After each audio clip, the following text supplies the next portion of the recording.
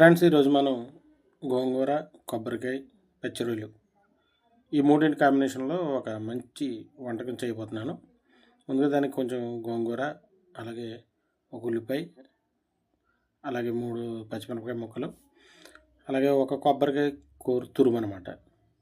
Okay, వీటితో మనం చక్కగా ఈరోజు వంట తయారు చేద్దాం. ముందుగా ఒక కళాయి వేడి చేసుకుని నూనె బాగా వేడెక్కిన తర్వాత దాంట్లో కొంచెం ఉల్లిపాయలు, కోసుకున్న ఉల్లిపాయలు, టమాటా ముక్కలు, పచ్చిమిరపకాయ ముక్కలు వేసుకొని వాటిని సిద్ధం చేసుకుందాం. ఇది బాగా ఫ్రై అవుతుంది కదా, చక్కగా ఒకసారి తిప్పుకొని ఇందులో మనం ఏం చేద్దామంటే ముందుగానే ఆగలి పెట్టుకుని కొంచెంగా వేడి చేసుకున్న పచ్చి రొయ్యలు ఉన్నాయి. ఆ పచ్చి రొయ్యలు చూసారా ఎలా ఉన్నాయో, ఇవి వేసుకుందాం. ఈ పచ్చి రొయ్యలు వేసుకున్న తర్వాత ఇందులో బాగా తిప్పుకొని కొంచెం ఉప్పు వేసుకొని చక్కగా సిద్ధం చేసుకుందాం. కొంచెం దాంట్లో పసుపు, అలాగే కారం. పసుపు ఒక 1/2 టేబుల్ స్పూన్ సరిపోతుంది. కారం వచ్చేసి మీరు టేబుల్ స్పూన్ అయితే ఒక 2 వేసుకోవచ్చు. నేను ఇది బాగా చిన్న స్పూను, అందుకనే 4 స్పూన్లు వేసాను. సో టేబుల్ స్పూన్ అయితే 2 సరిపోతుంది. ఇది బాగా ఫ్రై అయిన తర్వాత ఇలా తిప్పుకోండి. చక్కగా ఇది చిన్న మంటలోనే జరగాలి. మనం ఎప్పుడైతే ఉప్పు, కారం, పసుపు వేసామో తక్కువ మంటలో ఇవి చేయాలి, లేకపోతే మసాలా మాడిపోతుంది. కారం మాడిపోతే మనకు బాగోదు. అందులో కొంచెం మనం వాటర్ పోసుకుందాం. వాటర్ పోసుకున్న తర్వాత చక్కగా దీన్ని కూడా మళ్ళీ ఒకసారి తిప్పుకొని గుర్తుంచుకోండి, వాటర్ పోసిన తర్వాతే కొబ్బరికాయ వేయాలి. ఎప్పుడైతే కొబ్బరికాయ వాటర్ వేయకుండా మనం లంక ఏరియాలో ఉంటాం మేము, ఈ లంక ఏరియాలో మేము ఇలాగే తయారు చేసుకుంటాం. చూసారా, కొంచెం కొబ్బరి తరుగు వేసుకుందాం. ఈ కొబ్బరి తరుగు వేసుకుంటే చక్కగా ఇది ఇంకోటి గుర్తుంచుకోవాల్సింది ఏంటంటే, ఈ కొబ్బరికాయ వేసిన తర్వాత జస్ట్ మసాలా అంటుకునేంత వరకు ఉంచాలి. మీరు ఎక్కువసేపు ఉంచారనుకోండి, ఎక్కువ మంటలో ఉంటే కొబ్బరి పాలు అనేవి ఈరిపోయే అవకాశం ఉంటుంది.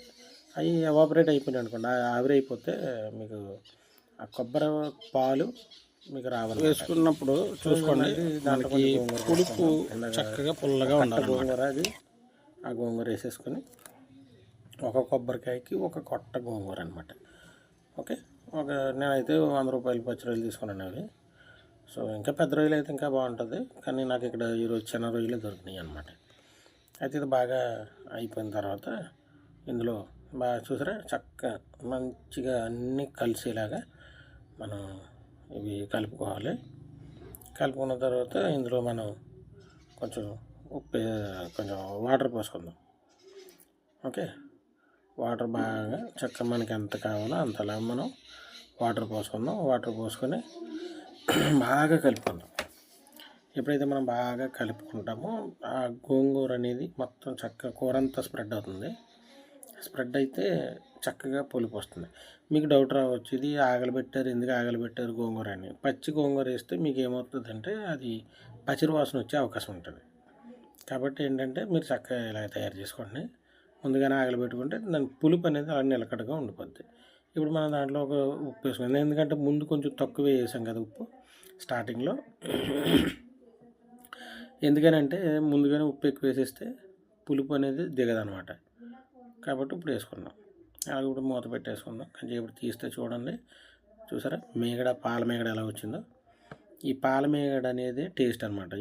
ఈ రుచి అంతటికి ఇదే కారణం. ఆ పాల మేగడ మొత్తం కూరలో కలిసిపోయేలాగా మనం ఒకసారి తిప్పేసుకొని మళ్ళీ మూత పెట్టేసుకుందాం. అంతే, అయిపోయింది. ఇందులో కొంచెం కరివేపాకు, కొత్తిమీర వేసుకుంటే చక్కగా మీ టేస్ట్ని బట్టి దింపేసుకోవచ్చు. Okay, thank you.